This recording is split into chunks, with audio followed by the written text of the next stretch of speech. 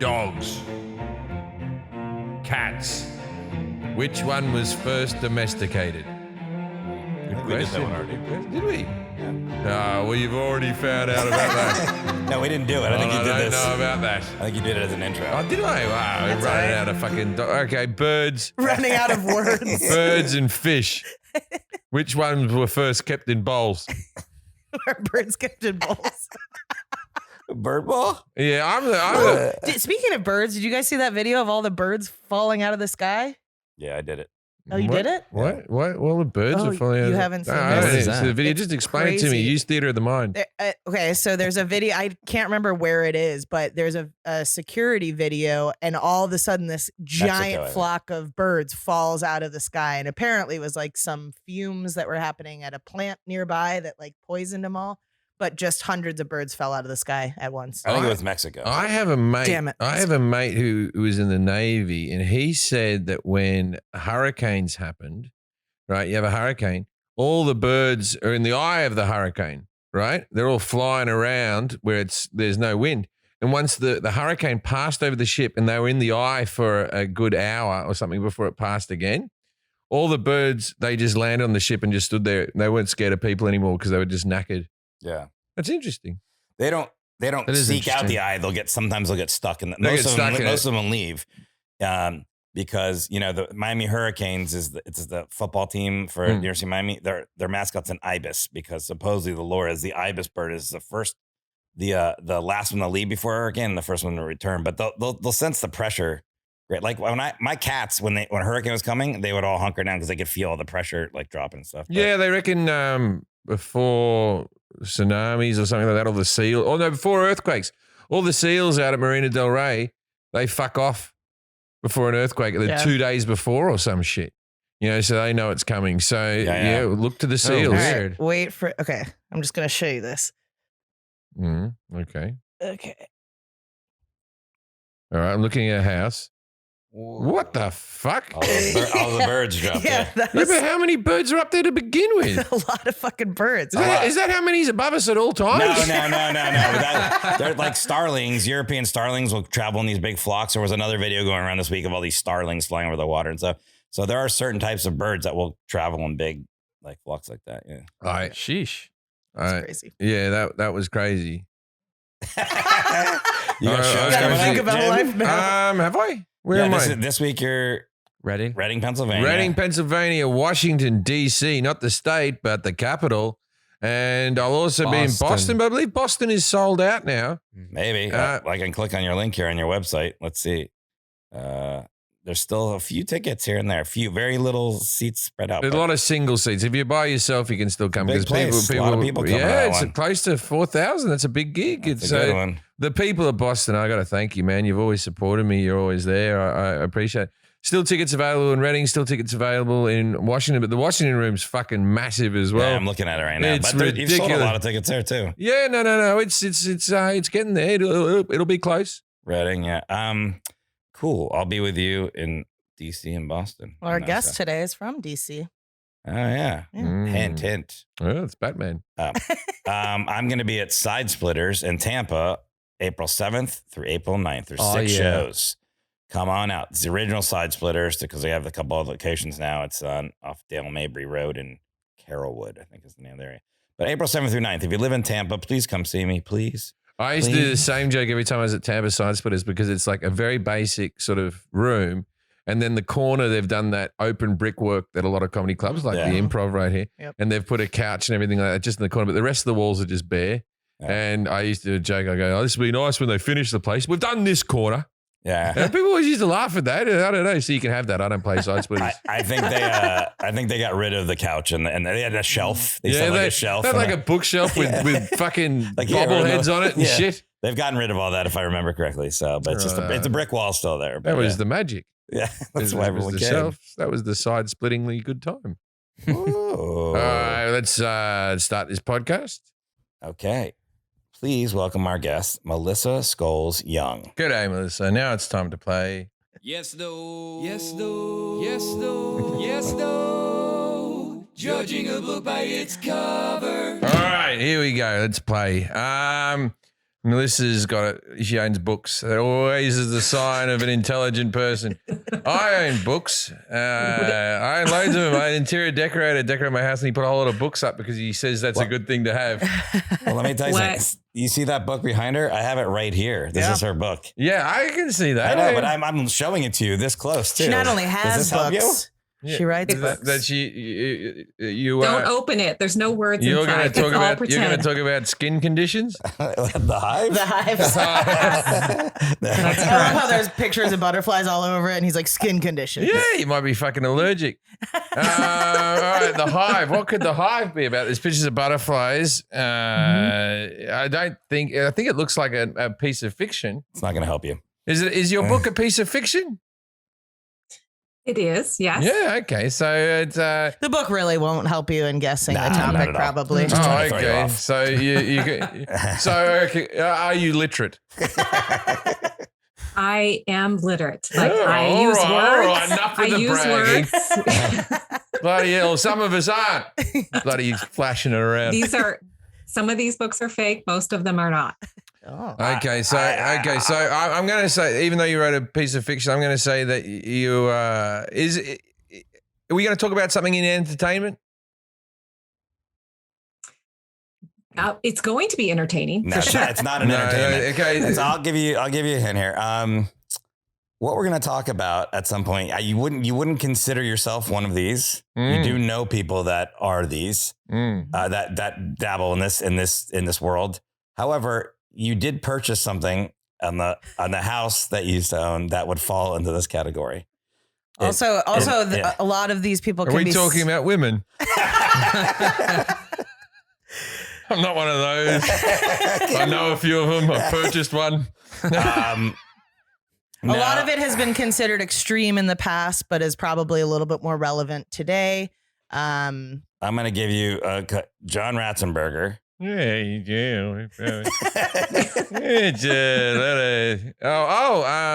Is it guns?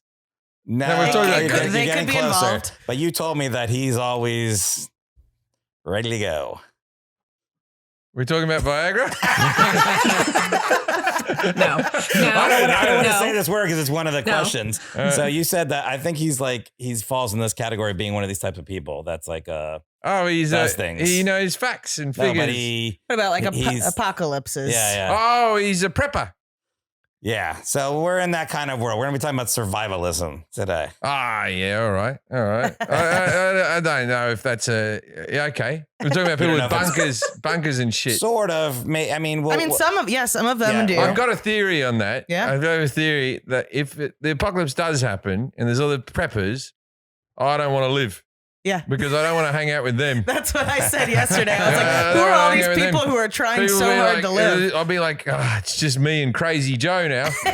Although we call him Joe now because it turns out he was right. Okay, so Melissa Scholes Young is the author of the novels The Hive, as you saw, and The Flood. And Flood. Sorry, not The Flood. That's okay. And editor of Grace and Darkness and Furious Gravity, which are 2 anthologies by women writers. She's born and raised in Hannibal, Missouri, and she's an associate professor in literature at American University. Melissa, can you please tell us a little bit more? Because I just said survivalism. He said doomsday preppers. Without giving away any answers, anything like, can you just kind of tell us how you got to be interested in this or an expert in this or involved in this and like what we're actually talking about? Yeah. So I'm a novelist. I make things up that are absolutely true. I'm a professor. I teach creative writing. My books, they're set in the rural Midwest of America, and prepping, survivalism, they allow me to look at questions of power and identity, political structures. So I was raised out in the country in rural Missouri. So we didn't call it prepping. We called it practicality. So we raised chickens, we kept pigs, we grew mountains of corn. It's about it's a couple hundred miles south of where Kelly was in Chicago, which is much more civilized than the country. But we cut our own firewood. We canned our harvest for winter. We didn't make a lot, but our labor. So we sold, we bartered. It was a long drive from a store. So we kept enough to not need to go often. I don't remember anyone calling it prepping, though. We were taught to take care of ourselves. But while I was researching for my latest novel, The Hive, I went to a place called Prepper Camp. And this is completely true. I cannot make this up. It's a 3-day wilderness skill building workshop in rural North Carolina. And I went to prepper camp thinking it was going to be more, as Jim said, like a gun show. And it turned out to be more of a survivalist skill building camp. So there were well-intentioned hippies, more than folks playing war. And in workshops, we walked the forest and they taught us what we could eat. I learned about beekeeping, composting, solar energy, just really, really practical things that preppers do to survive. I grew up that way. And then I started writing about it. Okay. On that note, let's take a quick break for some ads. This podcast is sponsored by BetterHelp. Is there something interfering with your happiness or preventing you from achieving goals? Forrest? No, yeah, maybe. No, I was just saying you're that thing for me. Okay. BetterHelp will assess your needs and match you with your own licensed professional therapist. You can start communicating in under 48 hours. It's not a crisis line. It's not self-help. It's professional therapy done securely online. There is a broad range of expertise available, which may not be otherwise be locally available in many areas, and services is available for clients worldwide. You got the gist of what I said. You can get a therapist wherever you are. All right. Even if you don't think you can get one, you can because it's online. And I'm a big fan of therapy. Helps out a lot. I would have killed all of these people without it. Who? Us? Just the planet. I was like, I'm pretty cool. Yeah. I don't do anything bad. He wouldn't want to kill me. Kelly, it's my issue, not yours. Oh, okay. You will pay. There is a broad range of expertise available, which may not be otherwise. I mentioned that, but I felt like it was worth mentioning again. You can log into your account anytime and send a message to your therapist. You'll get a timely and thoughtful responses. Plus, you can schedule weekly video or phone sessions so you won't ever have to sit in that uncomfortable waiting room as with traditional therapy. Yeah, I started doing therapy online, and it's like at first I thought it was going to be weird. Now I don't even want to go back to it. Yeah, I'm fine with online. Yeah, I don't want to drive anywhere. I don't want to like... But part of the thing about being depressed is you don't want to leave your bed. You know what I mean? Like the online therapy is actually, I've done more therapy since it's been online than I had before. Yeah. BetterHelp is committed to facilitating great therapeutic matches so they make it easy and free to change therapists if needed. It's more affordable than traditional offline therapy, and financial aid is available. BetterHelp wants you to start living a happier life today.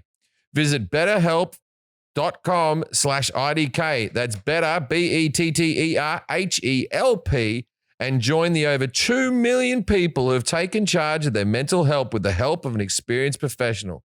Special offer for the I don't know about that listeners, get 10% off your first month at betterhelp.com/IDK. Today's episode is sponsored by Honey. Mandatory. We all shop. Wait. I was trying to be funny. It says It says I have to read that. But why would you leave that in? It's yellow and bold. I know. I was trying to be funny. It's funny.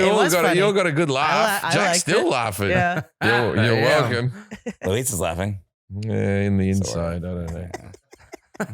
Today's episode is sponsored by Honey. We all shop online. All of us, except my dad. That's fair. Yeah, everyone but my dad, Gary, shops online. But he does buy honey.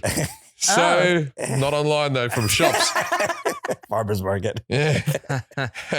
We've all seen the promo code Phil. This is the funny thing about me dad, right? He goes down the rabbit hole like the QAnon type stuff, and he doesn't have a computer. He's working hard. Anyway, we've all seen the promo code field taunt us at checkout. But thanks to Honey, manually searching for coupon codes is a thing of the past. Honey is the free shipping tool that scours the internet and promo codes and implies the best one, and it finds it for your cart. Honey supports over 30,000 stores online in a broad range of categories. So if you're shopping online, chances are Honey can save you money. Imagine you're shopping at one of your favorite stores. Jack would be shopping at cuffjeans.com or yellow t-shirt necklace shop. I love those places. Yeah, you love those places. Well, now think about it. You're checking there, you're on the line, you're talking to the cashier. Hey, baby, how are you? It's just a little shopping cart, but you're trying to practice your flirting. Yep. When you get to checkout, the honey button, it drops down, Jack. It says, you're buying a yellow T-shirt, and all you have to do is apply coupons. Whoa. Boom. You probably got 2 yellow T-shirts coming your way. I love that. Wait a few seconds, as actually your T-shirt is more honey-colored. Wait a few seconds as Honey searches for coupons it can find for that site. If Honey finds a working coupon, you'll watch your prices drop. Mandatory. Look, I'm saying this all in a funny voice, but who doesn't want to save money? Hey, everyone does. Money. This is free. You just sort of download the app and it gives you the coupons. I would like to talk about how Honey has saved me money. Right? So natural. Using third-party brand names, for instance. But not using third-party brand names. No, No, you don't use the names. Yeah. Yeah, I'm not going to. Yeah. I'd like to do that, I said. Oh, yeah. I'm not going to. What'd you buy? What have I bought lately on the Honey? I tell you what, what have I bought lately? I bought a pair of shoes from a company that we actually advertises here because I enjoyed the free pair that they gave me. Oh. And then I put in the promo code in there, and there was a code because I did That automatically. Yeah. Yeah. Wow. Yeah. I just pressed the Honey button, and it just said Joe Rogan, and I got the discount because I want to support him. I want to support him as much as I can. Right? He feels like he's a bit short on cash with the whole podcast, so I thought I'd help. Right. No, I bought some shoes. I buy cat food from a pet store. I buy cat food for my cats and wife. Honey has found it's over 17 million. 17 million members. How much would it save them? Probably a couple hundred million. Yeah, a couple. Right? Couple $100 million. 2 billion? I didn't even think that was a real figure. I thought that was an amount of money that they made up in fucking fantasy world. $2 billion in savings. If you don't already have Honey, you could be straight up missing out. It's literally free and installs in a few seconds. And by getting it, you'll be doing yourself a solid and supporting this podcast. I'd never recommend something I don't use. Get Honey for free at joinhoney.com/IDK. That's joinhoney.com/IDK. Okay, we're back. I'm sure advertisers like that intro into the. Yeah, buy all that stuff. Yeah, so I think we can, as we get into this, we'll talk a little bit about maybe what a doomsday prepper, as they call them now, or a survivalist, or different things like that. So, because I think there's nuance there, is what we're talking about. Because I remember I went to camp and they taught me flowers I could eat, and I was like, and like plants I could eat. We were hiking around. That's because you were eating all of them, and they had to stop you from getting all of them. No, but at the end of this hike, when they leaves of 3 are for me. Yeah, at the end of this hike, I was like, cool, I know flowers and plants again. At the end of the hike, they go, well, this is in case you ever get lost in the woods and you're all alone. You can eat this. I was like, well, that's scary. I didn't want to hear about that. I thought this was just fun plants I could eat. Melissa, have you ever seen the Bush Tucker Man in Australia? I have not, but Australia's pretty big and prepping. Yeah, that's a TV show you might enjoy, the Bush Tucker Man. What's that? Did you say taco? Tucker, Tucker, like Tucker Carlson. Tucker. Tucker. Bush Tucker Man. Because in Australia we call food tucker. Oh. That's like a slang term for food. Tucker? Bush tucker is eating witchetty grubs and shit that you dig from underneath the dirt. It's basically Aboriginals were hunter-gatherers. Yeah. And so it's all that type of stuff, but it's a bloke who was in the military. He was before Man versus Wild. I think he was the first one of his kind. He's just a bloke who was eating bugs out in the Australian desert. And he used to walk out and he'd go, bloody hell, this might look like desert land to you, but it's teeming with food. He's not wrong. He's not wrong. Delicious. Right. Well, that's how you survive. All right. So, this is the thing too, I think we can get into, because there's like that Man vs. Wild show, or the guy where they just drop him off in the middle of nowhere. Grills. People love those shows, and they're like, cool, I'd like to be like him. But then they see a doomsday, like a person in a bunker hungry, and like, I don't want to be that guy. Yeah, like Survivor's one of my favorite shows. Yeah, because you want to be like a tough guy. But there's a fine line between those two people, though. There's a bunker involved. Okay. He's fucking, that guy doesn't have a whole lot of canned goods. So, all right. Stocked up on SpaghettiOs. So, we're going to ask Jim a bunch of questions here. and Melissa and you can hear his answers. We'll put them here in this doc. And at the end of it, you can give us a score 0 through 10, 10 being the best on how he did on his knowledge of survivalism. And Kelly's going to grade him on confidence. I'm going to grade him on et cetera. We're going to add all those scores together. If you're 21 through 30, that's a lot. You're a doomsday prepper. 11 through 20, income tax prepper. 0 through 10, salt and prepper. Oh, yeah. Salt and prepper. Salt and prepper. Yeah. It's a new rap group. I used to think, okay, this is a side note. I'm famous for him. I used to think when I was a kid, when salt and pepper, I used to think the lyric was pick up those dicks. Pick up those dicks. Yeah. That's not. I'll get up on this. Yeah, I thought it was pick up those dicks. When I was a kid, I thought it was a couple of girls who were going to the club to pick up a few dicks. Yeah. Right? Well, sort of. Pick up those dicks. And push it real good. Push it real good. Pick up those dicks. I mean, it's close. Yeah. But, it's not the song still works. Yeah. All right, Jim, what is survivalism? Pick up those dicks. Survivalism is being able to survive. Yeah. Okay. Next question. Using the word definition again. It's being able to survive in your habitat that is around you. Being able to use habitat. Being able to use the resources that are available to you to survive. Habitat. What is the difference between a survivalist and a prepper? Survivalists can work on the land and chop wood and keep bees. And preppers would keep bees. Survivalists will eat witchetty grubs and bush tucker, and food places are teeming with food. Yeah. And he'll do that, or she. There might be a female survivalist. And then a prepper is a person that keeps a whole lot of canned goods in a bunker with a whole lot of guns ready to go, and they have a few booby traps around their house for when the government comes. What types of emergencies are people prepping for? So you can even say like COVID was an example of something that people buying all the toilet paper and all that type of stuff. So people prep for anything that they think will stop the world from moving, if that makes sense. So anything with a virus, a nuclear bomb coming in, we go to war, we have a trade embargo problem with another country where we can't get our goods and services delivered to us. Anything that stops the world from moving, that they go, all right, I'll prep for that. Okay. And so, this next question, there should be a plan though. Why is it important to have a plan in place if you're trying to survive? Everything needs a plan. Sometimes you need small plans. Sometimes you need big plans.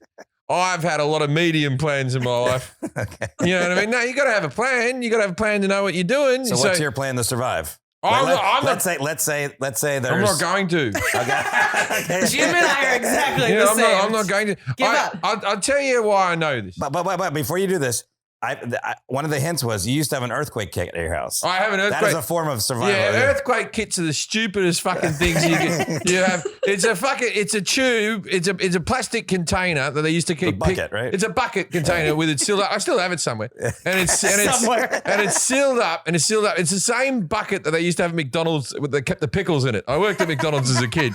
Same bucket manufacturers for earthquake kit and pickle closure. Okay. Anyway, So what it does is, I don't know what's in it. It could just be a rock to weigh it out, because I'm not allowed to look through it. I'm not allowed to open the fucking thing. It has to say, because the things will go off. It's sealed in there for the earthquake. So what I do is I keep that in my garage, because what will happen in an earthquake is the rest of the house will fall down, but the garage will be safe.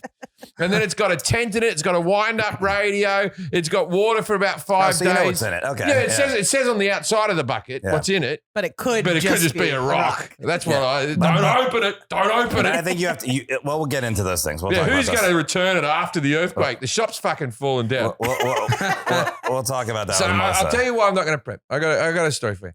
So when SpaceX launched his rocket, and it was over the LA skies. Remember that? I remember, yeah. That was right in there was a moment, there was like a 3-month period where we were really concerned about Korea dropping a bomb on us. I don't know whether we were really concerned, but there was talk of it. There was an air raid siren happen in Hawaii by accident, and everyone thought they were going to die. Yep. I have this theory that people don't, for the most part, don't give a fuck about their lives, really, because it's like, okay, so when I was in a car park, I was near a pharmacy and I saw the fucking bomb. And I was like, oh, fuck. And I still went in. Yeah. I thought I was going to die. I still went in. Got to get the toothpaste. Yeah. Everybody was like, and I didn't prep. I didn't go in and buy everything I could. I still wanted. Too late then. You need a plan. I have psoriasis on my skin and there's a cream they sell. And so I needed that. I don't want to have crusty skin during the nuclear outage, right? But everyone was standing in the car park going, fuck. And then none of us did fucking jack shit. No one starts going. It's this whole thing. Okay, so is there life on Mars? Is there life this? Is there UFOs, right? Yeah. And the government said, we're not going to tell you because the human's brain would explode if we found out. We wouldn't be able to handle it. And then last year, the government went, there's UFOs. Here's a few photos. And we all went, huh. Knew it. Yeah. No one. It wasn't even the top story on the news. Let's get back to the questions here. Okay. What is a bob or a BOB? A bob? Yeah, BOB, like stands for something. Oh, it's a thing that goes in the water. That the buoyance is called a bob. Okay. No, that is. There's a water. What bob. item should be in a bob? Oh, okay. A bucket of balls. Yeah, some balls. Okay. What are MREs?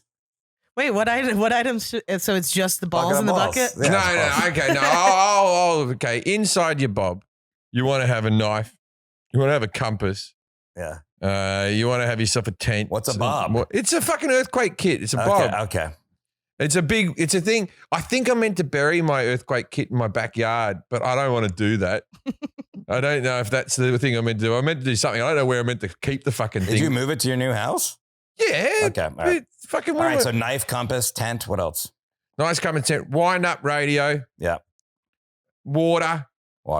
Energy Energy bars. bars. Yeah. Okay. And salt. What are MREs? It's what you get on your brain to check they're all right, but it involves your ears as well. Okay. How long can you go without water? Oh, I've done a long time. Like me personally, humans. about 12 hours personally. A human can go weeks without food, and I think it can go maybe a week without water. How do you purify water? Boil it. Okay. I got a baby, man. I know this shit. What would you do if the power grid goes down? Like it fails, you're not gonna have power anymore. Play board games mostly. That's what you're doing. Okay. You know what I mean? Get the candles out. My wife doesn't like paraffin wax, so I don't like that. We'll all die. I'm like, fuck it, I'm over here vaping. Okay, mate. Let's say you don't have medical help, no hospitals, no ambulance, none of that, and you get either stabbed with a knife or a gunshot wound. How do you fix yourself? I have a wank and bleed out. You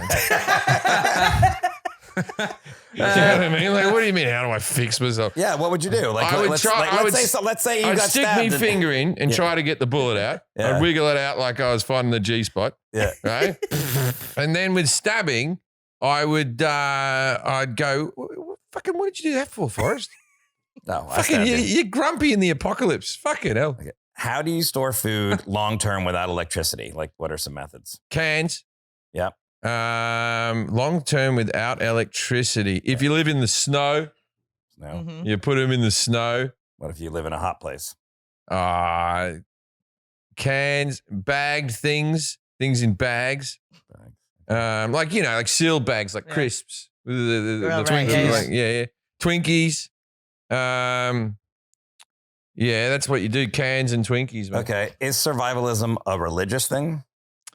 No, but I'm sure Quote, there's unquote. Some counterculture religions, some culty type religions where it's in their sort of manifest. Okay, Prepper Camp. Melissa talked a little about. We can get back to that. Talk about that. I bet you they organized that for years before it happened. What's that? Prepper Camp. Oh yeah. What are the financial barriers to survivalism? Are the banks gone down? Is the nuclear bomb? The banks gone down? No, I mean, like, if you want to be a survivalist, like can anybody be a prepper? Yeah. Do you have to be?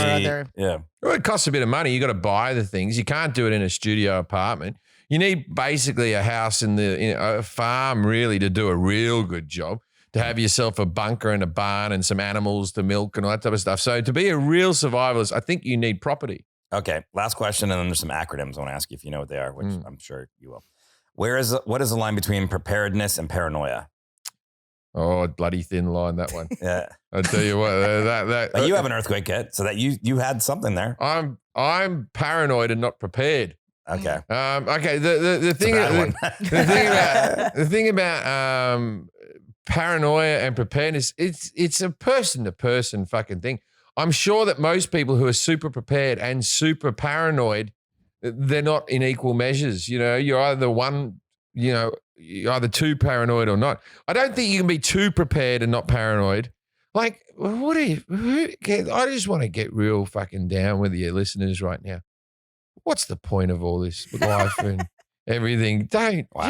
Just eat your fucking stuff in your cupboard. Nihilism. And that'll last you a day or a couple of days. Well, I was telling her yesterday, I just watched Yellow Jackets on Showtime. So it's about a plane crash and they're surviving for 18 months in the woods. And I'm like, I would have given up so long ago. Like they had a stash of drugs, mushrooms. I would take the mushrooms day one and I would just wait to die.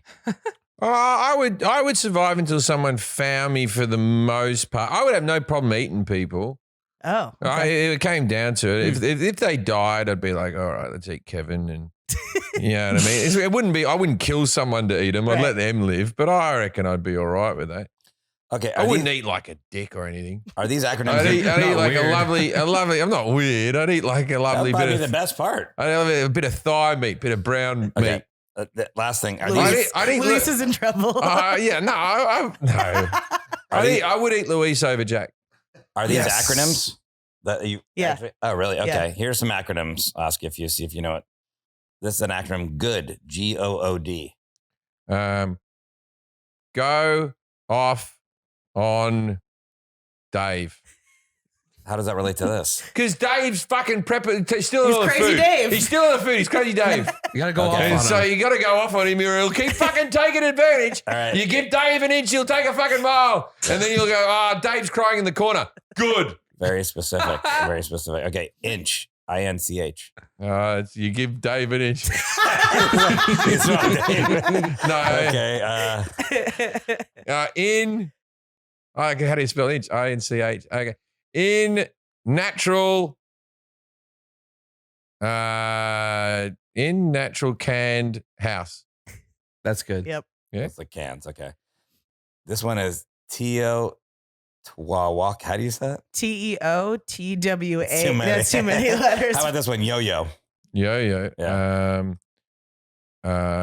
You off, you on. You're terrible. You off, you on. Yeah, what does that Oh, mean? it's like if you have a boat and Dave is like on the land, and you're he's like, you off, you on. No, because it takes too long to say you off, you on. Yeah. Yo-yo. Yo-yo. Yeah. Okay. You off, you on. I'm with you here. Last one. Foof. FOOFF. Aren't these things meant to make words that make sense? No, that is a word. Foof. F-O-O. Well, good and inch are words. Yo-yo. Those are actual acronyms, but foof is like a abbreviation. Food. F. Yep. OOFF. Food orientation. Yeah. Okay. Oriental. A lot of these are. Be careful. A lot of these are racist, and that's why they do acronyms. All right, let's get back to Melissa. Melissa, how you doing there? 0 through 10. 10's the best. How did Jim do on his knowledge of survivalism? I'm surprised. I was expecting less. I think he overperformed. I had low expectations, but he has entertainment value, but I'm not sure that I'm inviting him. No, don't count that. Well, you can a little bit. I mean, that morale matters in a bunker. I'm not sure I'm inviting him into my bunker, but I'd give him a solid. I've heard that euphemism before. I mean, as a professor, solid 5 out of 10. 5. Okay. So what are you doing confidence, Kelly? It seemed confident, honestly. I'm going to give him a 7 on confidence you for on, the you Twinkies. Yeah, you on, you off, Dave. Okay, so that's 12. I'm giving you a -3 Rich said I want you to be salt and pepper. So, just because I wanted to say it again. I don't know. Why am I not allowed in your bunker? I'd bring the world's going to need laughter. You need to know what's in your earthquake bucket. I'm going to encourage you to open the bucket and find out what's in there. That's what I call my anus. There's not 5 days of water in your bucket. right. Well, so the first question we asked Jim was, what is survivalism? He said, being able to survive in your habitat that is around you, using the resources that are available for you to survive. Yeah, I think what does survivalism mean? Spot on. Okay. It was not completely off. I will acknowledge that. Yo-yo. A survivalist. No, it's not that. It's not the yo-yo, but it is someone who prepares for an emergency. So it could be natural, political, social, economic. Survivalists, as Jim said, they want to be self-reliant. So they focus on skill building, shelter building, stockpiling, and defense training. A lot of people, I watch hoarders. All right. And I have a little bit of that. My mother was a hoarder. I got a little bit of the gene in me. You know, my mother, every one of her sons, when they left the house, she just filled those rooms with shit. Just filled them. We had an oven once that fucking broke down. So my dad pulled, it was a wall oven. My dad pulled it out of the wall. And before he brought another oven back, she'd filled the hole in the wall. Wow. I thought you were going to say he used the oven as storage. Mind you, it took my dad 7 years to get that next oven. Anyway, so every time you watch hoarders, there's always some fucker and he's surrounded by all of his shit that he thinks is important. And then he goes, I could live in here for years. Don't throw out something because I might be able to use that jar to hold things in. Is there a lot of hoarders in your community, and is hoarding to a certain degree a good thing? No, it's not. It's not going to help you survive because you don't know what's in that house. You don't know where it is. You can't locate it when you need it. It's certainly not going to help you with really basic things that you need for survival. Now, if we dig in it, I don't doubt that we could find what we need, perhaps. But again, entertainment value. I think we could enjoy ourselves in there, but I'm not sure that we could actually survive in there. Yeah. What's the top 5 things I got to get right away to survive? Water. Yeah. Water. Defense, air, food. You need food supply. Is that 5? Did I give you 5? That's 4. Okay, Yeah. 4. Game Boy Color. Air. You're going to need shelter. You're going to need something to keep you warm. I've got all these things. Yeah, but you've got them now. But things haven't. Yeah, shit what if a hasn't had bomb to hits fan. your How house? much am I meant to fucking have? Well, I've got 2 cases of liquid death in me cupboard, Water, which is water. I got a pantry full of fucking food. Oh, my freezer's full to the boot. Yeah, but your Right? freezer It's wouldn't good be. to Yeah, have the a full freezer. A full freezer lasts longer than an empty freezer. That's true. Yeah, it does. Yeah, because the stuff that's frozen. But eventually that'll all melt. What? You're assuming the power's gone out. Yeah. Yeah, he's Yeah, got no. solar. Yeah. Oh, yeah, your house is solar. My house is solar. But it's not completely My house is solar. solar. But what if the doomsday I'm preparing for is now crocodiles can fly Ooh. and they're coming, right? That would be crazy. That's not going to affect my electricity. No. Flying crocodiles scare the fuck out of you, man. I don't think that's a Yeah. doomsday scenario. That's more of like fun.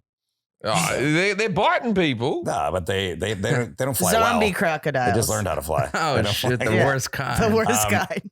So, what is the difference between a survivalist and a prepper? Jim said survivalist can work on the land, chop wood, keep bees, teaming with food. Prepper keeps a whole lot of canned goods in a bunker with a bunch of guns and booby traps. There's always booby traps on those shows. It's wait, Kevin McAllister was a prepper.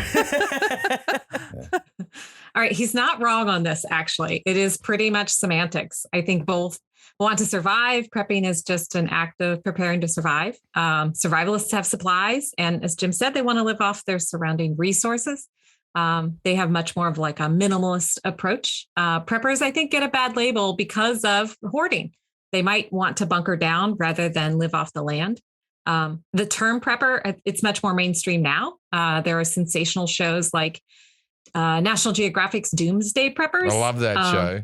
It's really entertaining. It's also completely absurd, often misleading. But I give it credit because it showed more of a wide-ranging prepper ideology, right? It wasn't partisan. But I think some of these Hollywood stereotypes we have of preppers that are more related to guns and ammunitions. When we see survivalists, when survivalists see guys like Rambo, they see resources. You don't brag about your stockpiles. Or you become a target. But don't you? Yeah, that's the whole thing. Don't you need a gun to protect your bindle of stuff that you're protecting? Like, I feel like you need a gun in that situation. I'm pro-gun, by the way. You certainly need ways of defending yourself. That's correct. The folks who run Prepper Camp actually Survivor Jane and Rick actually had they grew a barrier around their house of hot chili peppers, and they made an actual concoction so that they could spray it to defend their barrier. And unfortunately on Doomsday Preppers, as with most guns, that actually backfired. Really? How that backfired? Sprayed in their faces? In your face, right in their face. They never thought the wind would change. Yeah, it's tough stuff. It's tough when your weapons turn on. What were their names? It was Survivor who? It's Survivor Jane. And Rick. Why doesn't Rick get himself a fucking... he's Prepper Rick. All right. Pepper Rick. Well, one of the last questions we asked is, where's the line between preparedness and paranoia? So that's because I think that's where...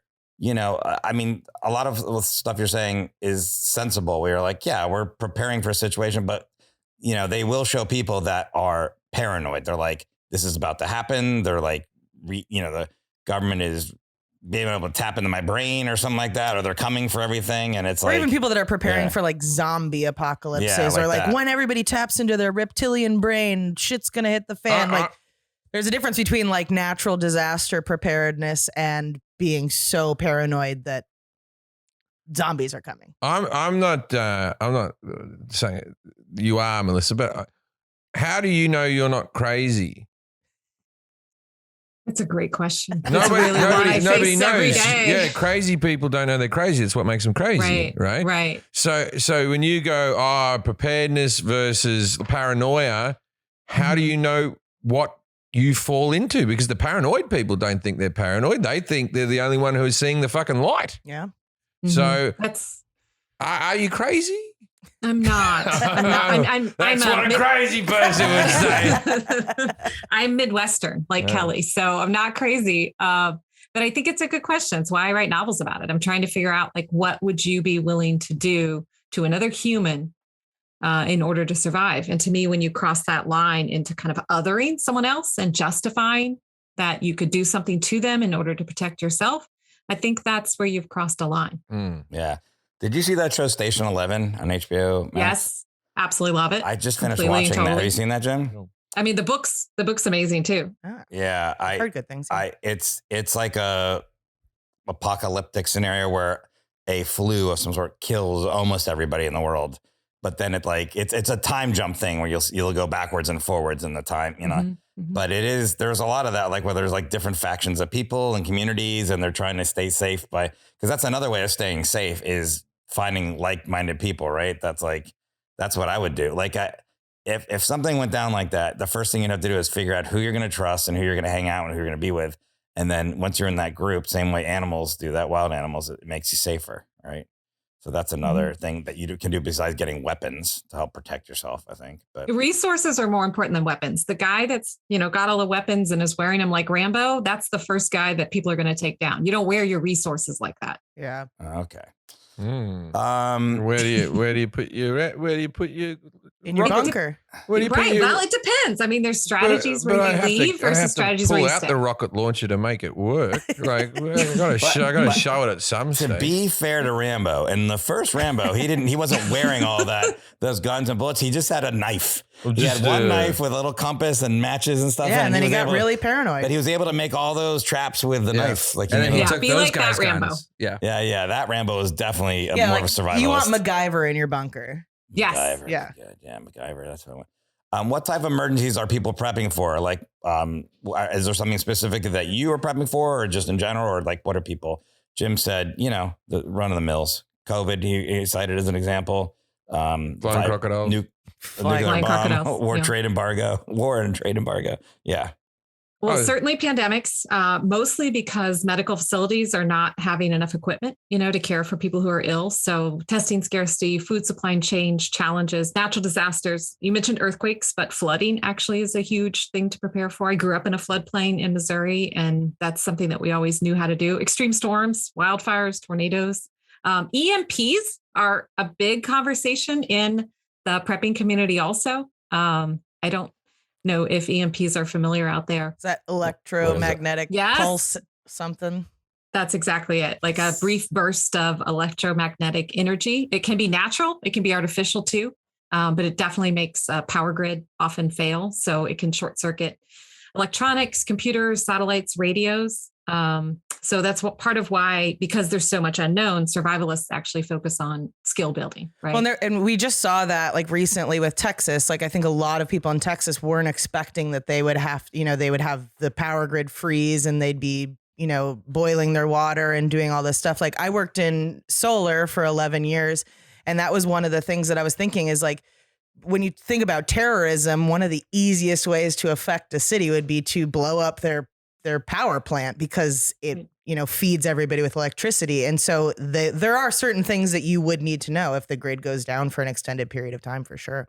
Right. And that power grid, most power grids are more than 30 years old. Yeah. So power outages today are 2.5 times more likely than they were, say, in like 1984. Yeah. This is happening. Yeah, I get it is interesting with the COVID thing because I think it was right on the precipice of like, I don't have anything in my house. I don't have. Yeah, but I didn't prep at all. It's fine.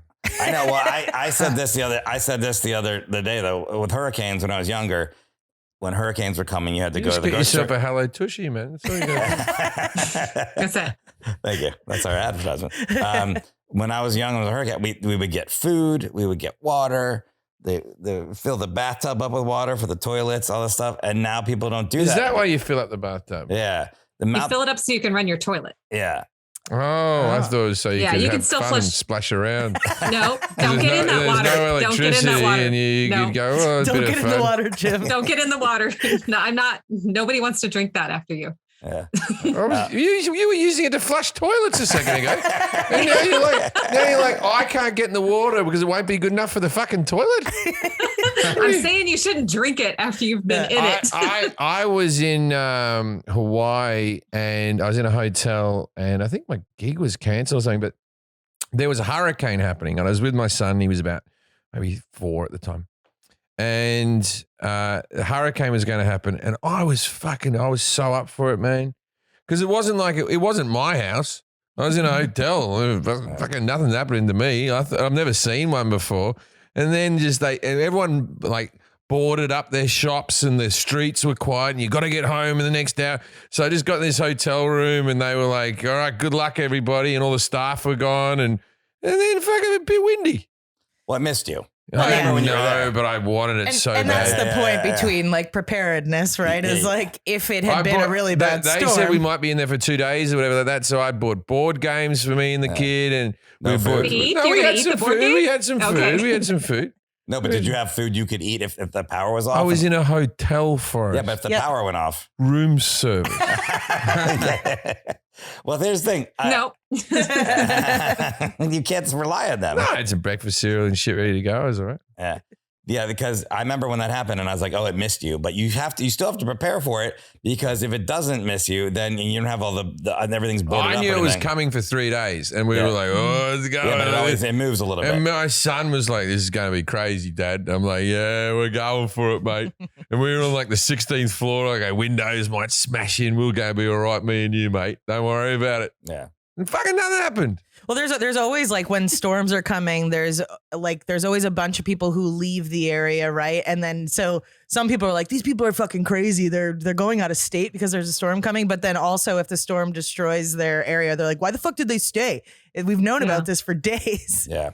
They stayed because they couldn't, not to be a buzzkill, but they're staying because they can't afford to get out. Yeah, exactly. Yeah. Right? Like if you don't have a car or you don't have the 16th floor, you can't really make your way out of that situation. The traffic's going to be bad. Yeah, traffic will be terrible. No, traffic's going to be bad. I just don't want to leave. No, it will be bad. Like if some people I remember people couldn't get out because of the traffic. I remember Katrina. I was living in Britain at the time, and I remember that news story happening with Days Out. That's the only one I ever really lived up to the hype, Katrina. Mm-hmm. Like it went for it. What are you talking about? Andrew like tore open my roof on my house and a tree came in our living room. Hurricane Sandy at the East Coast. Sandy destroyed the entire Long Island. Mm-hmm. I don't know what you're talking about, but, sometimes it's better to stay. Sometimes it's better to go. What's the difference between hurricanes and cyclones? You mean a typhoon? Like a tornado? Isn't a tornado more of a cyclone? And cyclones, or cyclones and tornadoes. Because you didn't actually have a hurricane in Hawaii. It was a typhoon, probably. Yeah. No, in Australia we have hurricanes, and then you have cyclones. Cyclone is a tornado, right? Cyclone, maybe cyclones. Cyclones in Australia. Whatever. I don't know. I thought one went one way and one went the other way. Yeah, I thought it was depending on the part what part of the world you're in is what it was called. It's like the water going down the toilet. I can't tell if you guys are doing a bit or not. No, I'm serious. I think I think that is, hurricanes and cyclone and hurricane is not related. We don't know about that. I don't know about that. You could fucking, if only we had a machine. We'll do an episode on that. You know what I would enjoy about the power outage? Everyone fucking knowing everything. Buddy, this is why I made this podcast. Oh, here's what it is. Okay. Hurricanes, cyclones, and typhoons. I was mentioning hurricanes form over the North Atlantic Ocean and Northeast Pacific. Cyclones form over the South Pacific and Indian Ocean. That's why you know from there. And typhoons form over the North Pacific. There's no difference in the spinning. They all spin in the same direction. They're just different parts of the world. They all spin counterclockwise. All the storms do. So there you go. Have you experienced a cyclone? I'm reading it right now. I have because it's the same thing as a hurricane. And that cunt's been in every single one, has he? That fella who wrote that has been in every type of fucking... Sorry, I use the C word liberally. Sorry about that. This is BBC. I'm Australian. This is BBC. What do they know? What do they know? Idiots. Government body. Trying to bloody keep secrets from us. I didn't ask this question, but when did modern survivalism start? Like when was this always been? I mean, that back with Korag, right, Jim? There was no. No, he would have stockpiled stuff. Korag would have stockpiled more than most. Okay. He would have gone, all right, we'll keep not that for an emergency. I'll keep that saber tooth for the winter. And those berries that my wife got, I'll keep them. Melissa doesn't know this, but Korag the caveman is Jim's answer for anything. For who was the first person to do this, pretty much. Korag the caveman. Korag the caveman. I want to write a TV set because I've been watching Peaky Blinders, right? Because long story, but I've been watching it, right? And it's basically like old school Sopranos set in the 1920s in England, right? I reckon we should go back even further with these mob bosses and go back to Caveman, Korag, and he's bloody running the place. That'd be fun. Yeah, I reckon. Yeah. Do it straight like a drama. Just like fucking Korag's off, man. He's getting some safety rocks because for your protection. Do we know when modern survivalism started? So the idea of survivalism isn't new at all. I think the fear that kind of drives that movement, we're seeing a lot more of that in modern times, but you can trace the roots of it back to pioneers, 19th century, 50s and 60s, Cold War, paranoia, recession. The government wanted folks to, build these fallout shelters and practice nuclear bomb drills. So the 70s, there's all kinds of books written about economic collapse, retreaters, which is another term, I think, for preppers and kind of survivalism. But then the 80s kind of changed everything. The 80s is when survivalism became this multi-million-dollar industry. And the 90s, we got these radical events that you'll remember, things like Ruby Ridge, Waco, Timothy McVeigh. Then Y2K, everybody's worried about it. And nothing really happens. 9/11. So I think each of these events has kind of brought more fear. And most survivalists I know are kind of rational, hardworking people, but the extremists among us are much louder and they kind of fuel these stereotypes. How long in your mind should you prep for? When prepping, how long for? Depends on the disaster, but I think at all moments in your house, you want to have at least 3 days, minimum 72 hours. Oh, I got 3 days in my house all day. Yeah. And then what happened? The question is what happens when you have to leave your house? Like if you can't stay in your house more than 72 hours, or if your house isn't safe. So that's where survivalists want you to focus on skills so that when you leave your house, you actually have ways to survive without just the resources that you've brought along. Well, that's our next question. What is a bob? Jim said thing that goes in the water, bucket of balls, earthquake kit. That is not at all what a bob is. Although driving ranges should call them bobs. They should. They go get a bob over there, bucket of balls. Right. No, a bob is a bug out bag. Bug out bag. Oh, it's like when you're going to the hospital with a pregnant woman. Yep. Different resources, but similar idea. No. But people think it's all going to be like maternity clothes. I packed her a whole thing. You have a tent, a compass, I gave her a whole knife. I gave her enough to survive on her own because she wasn't coming home.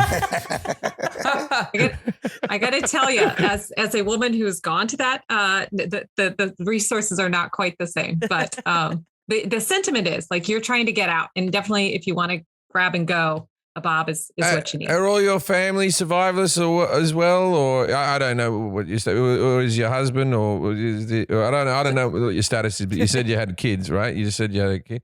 I have teenagers. Okay. I live in Washington, D.C., so there's. Do they ever look at you and go, Mum, what are you buying that for? And you go, oh, I need it. It's a magnifying glass for killing ants for food. No, they're mostly just eating all the things that I buy. You can't keep a pantry with teenagers around. But no, my family is from rural Missouri, so this is much closer to how I was raised. But a lot of it just seems to me sort of practical rather than preparedness. I didn't grow up with a lot of extremists at all, but we knew how to work the land. But I have my freezer full of food. I got, you have a bug out bag? I definitely have. I have enough to live in my house for 3 weeks. But that's the point. The bug out bag is when you leave your house. Yeah. Right. Because you can't stay in your house. I can. It's my house. What if a herd of flying crocodiles lands on top of your house and crushes it? Crocodiles. The zombie crocodiles come in. That's right. And they've now infested your entire home. It's not safe to stay there. No, I know little rooms in my. They don't know how to get in the cinema. They haven't figured out the locks yet. They don't have opposable thumbs, and that's the protection. So other than Jim, let's say if you needed to leave your house and you had a bug out bag, what would go into this bug out bag? Jim said knife, compass, tent, wind up radio, energy bars. He's not wrong. Those things actually go in your bug out bag. He's not wrong. You do want a face mask. Long before the pandemic, you wanted a face mask because you can only survive about 3 minutes without filtered air. You want matches, something to make a fire, actually. So map, compass, a map's good because you need to be able to navigate around you without GPS, without any electronics. You do need that compass, but you need to also know how to use it. You need a tent, you need a space blanket, sleeping bag, flashlights, and you need tools, though. You need a headlamp, a shovel, axe. You need multi-tool equipment. You need a filtration system so that you can actually make the water potable. Food rations are good. Gloves are good. You need a first aid kit for sure. You need a sewing kit. How big is this bag? Yeah. It's a backpack. It's on my back. Oh, you have one? You have one, I'm assuming, right? So you can decide to pack your own bug out bag, or, that's where the multi-billion-dollar industry comes in. You can actually buy these bug out bags pre-packed for you. Oprah loves them. Yeah. Oprah? Yeah. Yeah, she featured a few years ago. She had a bug out bag. Bread in it. Well, it's true. Books. I got books in them. I should have an earthquake kit, but I don't. I'm not prepared for anything. And it's interesting that you mentioned GPS because it's that's something we take so much for granted now. But I remember years ago, my phone died and I felt like I was stuck in Little Cambodia for 4 days. I could not figure out how to get home. It's just GPS, all of those things that we're so used to relying on, so no idea. What would have you used during the bushfires in Australia? Because you want something to start a fire. You've got that. That's on lockdown. That's on lockdown. You got fire all around you. You can cook anything you want. What? So what do you need? I'm going to give you different disasters. You give me my bug out bag. Bushfires in Australia. Yeah. Definitely need a mask, and I think I probably wouldn't stay. You wouldn't stay? You have to. It was over the whole country. You can't outrun it. You'd have to find little patches. I'd get one of those forks that you use to get oysters out of their shells, so I could eat a koala. The squirt gun. I didn't kill him. He's already burnt on the tree. He's cooked. Medium rare. I kind of. He's well done. I'm kind of. I feel like everybody's at some level of this. Like you have an earthquake, so there's at least part of your brain that thought you should get it. But I kind of want a bug out bag. Now that you're talking about it, I'm like, this sounds fun. It was. You got it. You also you need to have cash in there. You need to have your documents. You've got to have prescription drugs. You got to think about, you need to have pet food. You have to think about who you're taking with you. But if I've got a bushfire, I'm probably going to use my outdoor tanks to wet the roof to make sure that, you can protect your own house. Well, I lived through plenty of bushfires as a kid. I grew up in Ku-ring-gai National Park, which is the national park through Sydney. And I used to love the bushfires. As a little kid, I really enjoyed it because it was a bit of excitement and you could see it coming out over the hill, and sometimes some people down the road would lose a house or something like that, a bit more exciting. But all the dads would get on top of the roof and they'd bloody be hosing it down. They'd hose it down. And then they'd look over, "G'day, Steve. G'day, Gary. It's a big one this year." "Oh, yeah, no, I don't think it'll make us. But bloody get your fucking Steve. Get your leaves out of your gutter, you dickhead. You're going to fucking kill us all." And then they do that. And then all the men in the street would get Hessian sacks and they'd go up with the firemen and they'd put out the little fires with the Hessian stack. Bloody Steve showed up. He was wearing thongs, which we call flip. He was wearing thongs and stubby shorts, and he put 4 meters of green garden hose. Fucking dickhead. He didn't know how. I used to love it. Fantastic. And then this is the 70s and 80s, so it was a bit different now. And I'm sure there'd be women hosing down their roofs and all that stuff. But it was like all the mums would get the kids and we'd all evacuate together. It was really exciting. Good stuff. Party. Mm-hmm. Here's a bug out bag for $589. You better have a fucking PlayStation in it for that money. It just is a PS5. Yeah, it's got lots of stuff in it. But that kind of leads us to that question. I mean, so you got to have money to do this. That's right. I mean, you have to have money if you want to buy that. You can make a bug out bag on your own. It doesn't cost that much. Most Americans, though, don't. Less than 50% actually have any type of emergency supplies whatsoever in their house. But I think you're right. Of course, there's a lot of privilege in prepping. Do you think, what if I just carry around wads of cash and just buy someone else's bag at the last minute? Yeah. So unfortunately, I don't think cash is going to go very far in the new bars. Gold bars. You said money, though. You said money. Yeah, but this isn't. Yeah, but I mean, yeah, but this apocalypse term, isn't happening forever. People will be like, the money system will come back in. It hasn't become War of the Flies where we're all painting our skin and we're carrying spears. This is day one. The earthquakes just happened. Have you seen Survivalism? Survivor's like day 2. I'm in LA. I'll be like day 1. I'll drive around and go, hey, fucking $1,000 for your bug out bag. I'll tell you what won't be good during this is cryptocurrency. I got some Bitcoin. Those gold bars aren't going to help either, Kelly. Yeah. We're just going to throw them. We're going to throw them at the zombies. You need defense, you know? Yeah, because this has like a knife and flares and gloves and I've got first aid kit in my car. And I've got a first aid kit at my house, and I don't think a lot of people have that. And I have fire. You need to have water. They always have the winding radio. The winding radio. Crank radio. Yeah, you can actually get those crank. Those cranks can actually also use on USB ports. You can charge electronics that way, but you need to have a radio to find out what's going on. Because the ham radio operators will still. That's how 9/11. How they found out what was happening on 9/11 was the ham radio. I operators. assume the apocalypse was happening. All the radio DJs have left. You know, I don't know that it's DJs. I'll be like, oh, fucking world's ending. I think we'd be surprised by how long people would pretend. I love this tune. Welcome back to Opie and Anthony. This has cheered me up. Okay. I'm going to get a bug out back. All right. Yeah. What are MREs? Jim says. I'm looking forward to Forrest's bug out bag. You should carry it with you everywhere so you're ready to go. It is so funny, though, because you're acting like it's crazy to have a bag full of but none of this is weird stuff. One. It's got two of everything. I bought me the earthquake kit after there was an earthquake, and Kate asked me to get one.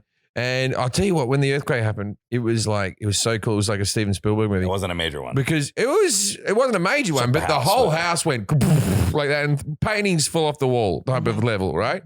And so boom, and bookshelves and stuff. Anyway, so went boom. And then it went rattle, boom, like that. And then my son, who was a baby at that time, he had a lot of motion detected toys that just started lighting up like, welcome to my learning game. And they all started, like 4 or 5 of them started walking around the house like, here we are to have some fun. I was like, this is terrifying. That's brilliant. Like Close Encounters. That's the apocalypse right there. Yeah. All right. So MREs, Jim said, is what you get your brain checked out with. That's an MRI. No, but I'm so sorry. MREs, they're meals ready to eat. So it's individual like field rations. And stuff. No, not quite. I mean, they were made, you're right, for service members, bought by the Department of Defense. So they replaced canned foods. Jim kept mentioning canned foods, which were really popular in the 80s. But sometimes civilians are also given those MREs when there's a disaster, like a natural disaster. They have about 1,200 calories each, and they're intended to hold up during parachute drops. They should last a few years. So they're useful, but they're not really it's just dried food where you add boiling water? Yeah, it's like, I'm looking at them right now. Like it's like stuff. You don't really need water. They're meant to be like, you're meant to eat them straight out of the packet. So you can just put them out there and it looks like it's like kind of rice kind of thing. And it was military is what they originated from, right? That's what you were saying. Mm-hmm. Yeah. So I used to eat a thing in my lunch every day called space food sticks. and they came in caramel and chocolate. And there's a company in Australia, and they come in a little silver vacuum pack thing. Yeah. And they were two like mushy things, and you could strip them off like that. And we were told that's what chocolate tastes like in space. How long can you go without water? Jim said 1 week without water. Someone sent us a photo of some space food sticks that you got if you still got them in the house. You can last about 3 days maximum. It depends on your health, the environment. What if I'm drinking my own piss? I wouldn't recommend that. People say it's good for you. Yeah, they do in the movies. They do say that. I know people who drink their own piss. I would recommend, if you're going to drink it, recommend boiling it first, I suppose. But it's not really exactly. They don't drink only their piss, Jim. They're drinking piss. I'm not drinking my own piss. I have a friend. You piss in my mouth and I piss in yours. And that way the water still keeps rotating around and around and around. That's not how you purify things. We 69 piss, Forrest. I recently had like an intestinal infection where I was like, all right, I'll do it with Kelly then. My piss is clean. Where I was dehydrating because I was like, basically all my water was coming out of my butt. So not get more graphic than that. But I kept drinking water but it was still coming out of his penis. But I kept drinking water, but I wasn't keeping up enough with it. And I felt like I was going to die. It was like a week of that. Because water is not actually, you need something with electrolytes. You have to replenish all your stuff. Yeah, and then as soon as I got this IV water, I was like, oh, I feel better. This looks like I was dehydrated. But I get 3 days. I think that seems right. Yeah, it seems like you could no water, you're done in 3 days. That's pretty cool. Food, you can go a lot longer, right? So, but yeah, right. So you boil it, but there's also other ways to purify water besides boiling it, right? Yeah, you can grab some purification drops, which you can just stock in a pantry, put them in your bug out bag. There's also water bottles now that come with built-in straw purifiers. You can get a sheet of plastic and leave it out overnight, and that the condensation will run down to a point where you can put it into it. I went to Scouts. Not wrong. Man. I know He's not wrong. Stuff, yeah. When we used to hike in like the mountains and stuff, they would give us those. They were pills. They weren't even drops, and you put them in. You'd get water out of a stream in your bottle or your canteen, and then you put these pills in it, and it tasted like a swimming pool. Aren't they like iodine pills or something? Disgusting. That you did it because you had to drink the water. It's gross. Well, we always boil the water. Yeah, but I was out in the middle of nowhere, so. How do you survive a major injury without access to medical help? Gunshot wound, a knife. Jim said you stick a finger, you get the bullet out, and then you have yell a wank and bleed out first. Oh, you have a wank and bleed out. Yeah, you don't even care. You're just gonna die. No, you didn't say how long would I survive. Yeah, I would survive for how long it took to have a wank and bleed out. And then bleed out. What do? A first aid kit, obviously, but how do you know how to? If you got shot with a gun, would you be able to fix yourself up? Hopefully in your first aid kit, you've got what's called quick clot, which, stops the bleeding. You want to use pressure, dressing, a tourniquet. You really don't want to go in there and try to get the bullet out. You want to wait until you've got some equipment that's more sanitized before you get the bullet out. But quick clot will work, or a tourniquet that has quick clot in it. Quick clot. Yeah. That will stop the bleeding. Yeah, you can't have your cum all over your hands and then stick your finger in the bullet hole. I don't know if you've seen. It needs to be more sanitary. If you've seen how gelatinous my cum is, it would fill a bullet wound, mate. I love that every episode we still manage to bring cum back. It would make the skin would look better than it did before. Nice. How do you store food long term without electricity? Jim said cans, put them in the snow, bag things, Twinkies. Bag things. Twinkie, those are not terrible things. Anything that's non-perishable, full freezer, it's going to last about 48 hours. Refrigerators only last a couple hours, so you want to eat that first. Frozen jugs of water work as ice, so that gives you sort of a backup drinking supply. But I think we forget about the stuff that's already at our house. Like you've got a gas grill. You can cook on a fire. You can boil your water there too. You want to have a couple extra propane tanks. So you've got actually probably in your house or around your house more resources than you think. But I got solar, so I should be fine for a couple of days, right? For a while. Are you storing solar? Are you reselling it back to the grid? Storing. Yeah, he stores it. I've got 3 batteries. Yeah, but your solar only does like 70% of your electricity usage. Correct. So you'd have to cut down on your electricity air conditioning. usage. You wouldn't have air conditioning. Yeah. I wouldn't have air conditioning. But you could have a generator. Do you have a generator? You'd have a generator and a PlayStation. Yeah, and you can if you've got a golf cart, you can turn a golf cart into a generator. Ooh, you should get a golf cart. And I'd have to, there's different things. Okay. Jack is really Jim's bug out bag. If something happens, Jack is going to have to. If something happens, I'll eat Jack. Wait, I'll bring Luis with me because he's first. I don't like spicy food. We already covered this, the financial thing and parent. Oh, is survivalism a religious thing? I have certainly met survivalists that do it for religious reasons, but no, I don't think it is at all. I think that it's pretty diverse, actually. And there's more women in the movement. There's a lot more ideologies in the movement. It's not a partisan issue, and it's certainly not religious. It feels like a lot of white people. It's a lot of white people. You're not wrong. Yeah, a lot of white people. So why is that? Answer the question. We're paranoid. Why is society with the way it is? Time.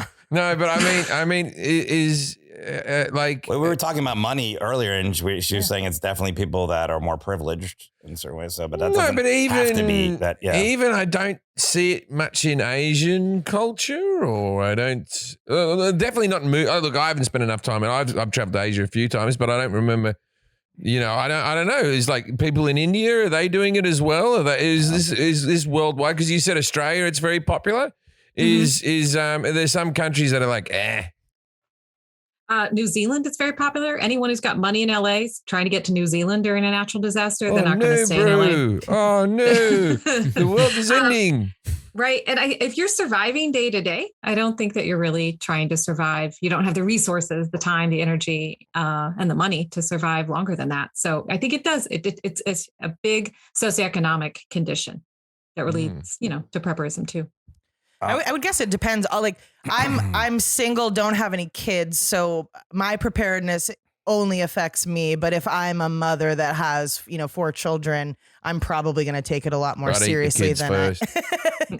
They don't have enough Depends fun. on which kid. They don't even know what life is, and life's tough. They've been in a pandemic. I'm helping them. I just realized I have Arnie here. I have to. Yeah, you have to put prepare something for your in You there. dog. got to take care of your pet. Absolutely. I would eat Arnie before the kids. Why? He's not good. He doesn't have He's good meat. small. Fine. What is he going to do? Fucking hunt for us? He could. Yeah, he gets little rats. Yeah. All right. I asked him a couple of acronyms. Do you know these acronyms? I know Kelly found them. Good. Do you know what that stands for? And I do.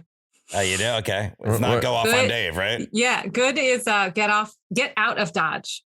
Get out of Dodge. So when would you say that? You're just like, it's good time? Just say get out of Dodge. What time are we saving? We need these like signals in out groups. Do you know the vocabulary? It's a whole culture.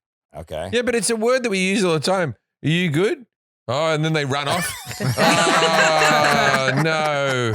I would assume Diarrhea. that these are probably used more in like written communication, where it's like. Well, no, it's more like how you refer to your Bob. Like your Bob is your good. You can have a good bag, a get out of Dodge bag, or a get out of Dodge plan. Yeah. Okay. What about inch? Jim said if you give Dave an inch, he'll take a mile. And then he said in natural canned house. No. Inch is I'm never coming home again. Oh, wow. Oh, wow. Dang. Incha. Yeah, that's good for a lot of Or scenarios. I'm never Yeah, coming where's home. the A on the end? Just I'm never coming I home. Yeah, I don't know coming what they home. did with that. I don't know where the A is. It's in cha. I don't know. And then yo-yo, you off, you on. Well, that might be bloody close. Yeah. And now I know what good means. I don't know yo-yo. Oh. I don't know Yo-yo's- what that one is. You're on your own. Oh, you're okay. on your That was own. close.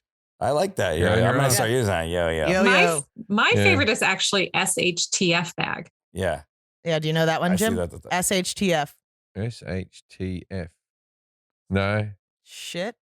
Shit. Something. Shit. F is for fuck at the end. Hits the I fan. No, it's not.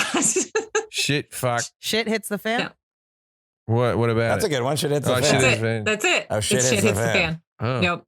Yeah, but it's not a word. Uh, It's harder to say SHFT than shit hits the fan. Oh. It's harder. You don't, I think mean, stiff runs off? I rolls think off there's the more tongue? syllables. I didn't to make these say- up. I like foobar. Fubar, yeah. yeah. You got a Fucked up FUBAR beyond bag? all Oh, recognition. yeah, that's not a good Mhm. bag. Yeah. And then It what could about be your good bag could be smashed, and now What? it's foobar. what's foof? Did you know what foof is? FOOFF? I had a cousin who's one of them.